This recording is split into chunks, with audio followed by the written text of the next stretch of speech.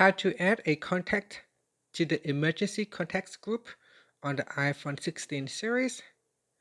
First, let's go back to the home screen by swiping up at the bottom of the screen. Now on the home screen, open up the phone application. In the phone application, tap on the Contacts tab at the bottom. From the list of contacts, tap on the contact that you want to change, and then we go down and then tap on Add to Emergency Contacts. So tap on that, and in here we scroll down the list and choose a relationship with this contact. So it goes from mother, father, parents, brother, sister, son, daughter, child, and all the way down to other. And you can also choose all labels so that it shows all the different kind of relationships available for you to select.